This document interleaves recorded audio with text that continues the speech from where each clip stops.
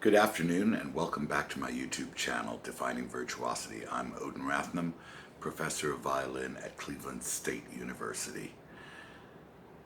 The next Wohlfahrt study, number 16, Moderato, explores both connected slurred playing and chromaticism and the ability to move fingers by half steps.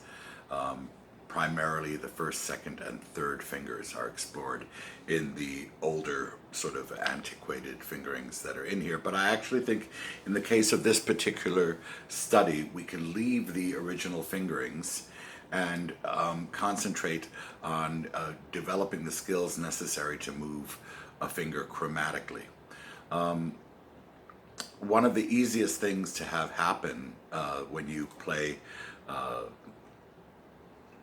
a chromatic change in the same finger is to get a sort of smear in the in between the notes,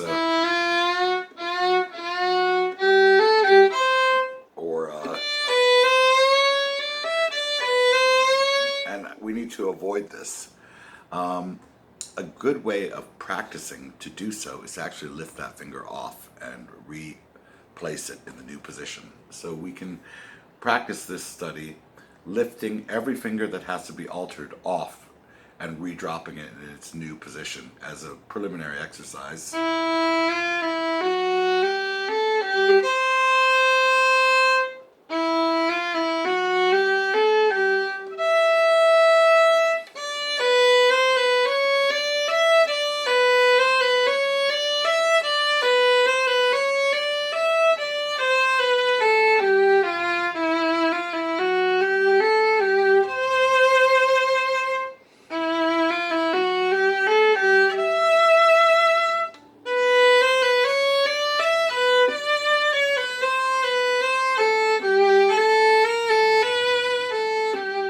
Again.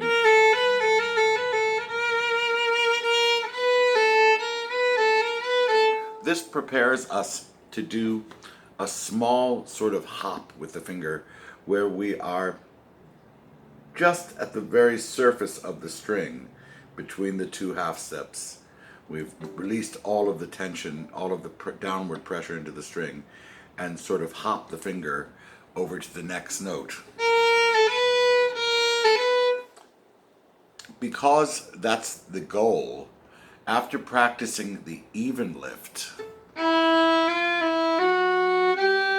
try leaving the two down longer and lifting later. Then even later.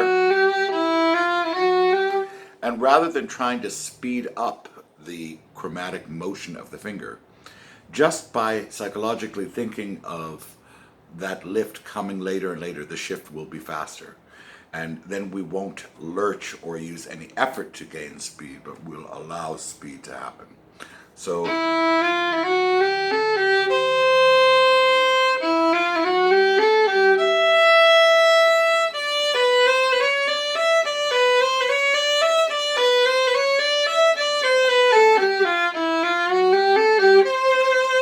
finally getting rid of it.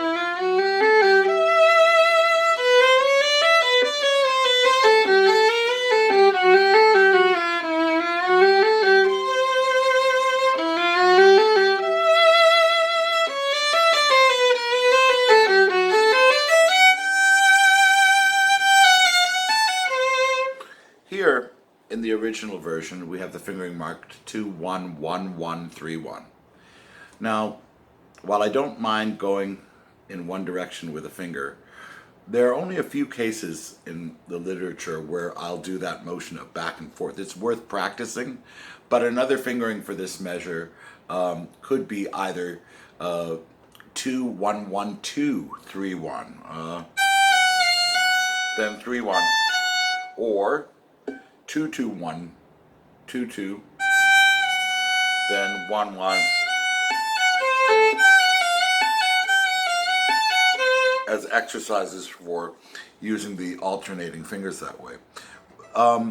In my tutorial on 7 actions of the left hand, where I sort of further broke down Mr. Galamian's examples of vertical, horizontal motion of the fingers, into lifting and dropping, extending and contracting, crossing strings, vibrating and shifting, and reminded the student of the violin to make sure that none of these actions cause unnecessary extra stress in the thumb, or the inside of the index finger, or between the knuckles of the fingers, or between the fingertips and the neck of the instrument, or between the shoulder and the shoulder rest, or the collarbone and chin. That you try to isolate the actions so that you don't have to change tension levels in any of those aforementioned points of contact.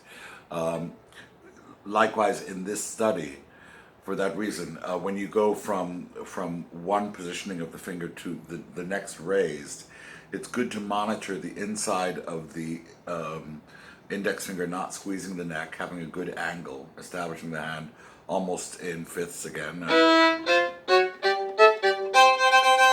It's a good finger angle. And making sure that we stay very rhythmical and very relaxed. Another point is that I still treat it as a piece of music. I think that we should look at what's happening. We have two measure ideas combined with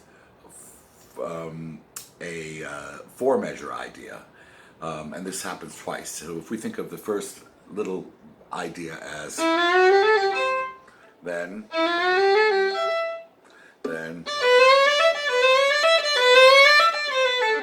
as a longer idea, we can get a nice phrase.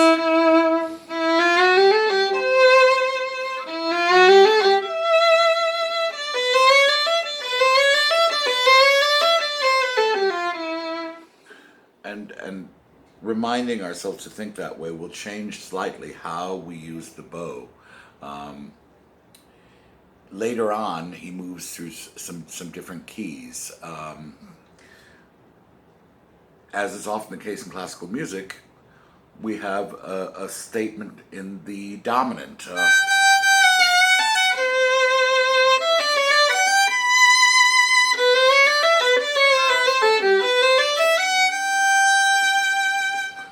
Now, compositionally, he introduces D minor. We should respond to that.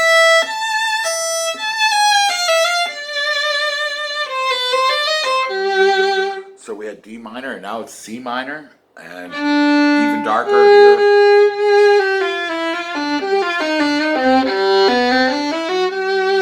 There I might move the bow a little slower so that the resistance is greater, and be careful not to vibrate too fast. So you have brighter sound here, I can vibrate a little faster. Slower.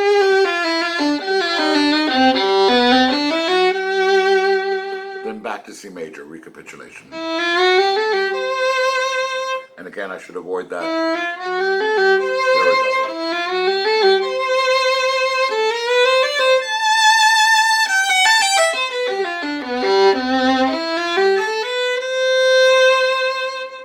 And there you have it, a little exercise in lyrical melismas and chromaticism in the left hand. I hope that you find the tutorial helpful, and if you did, I hope you'll like and share the page, and if you have any questions, you can write those in the comments below, and I'll try to get to them as soon as I can. Thanks for watching.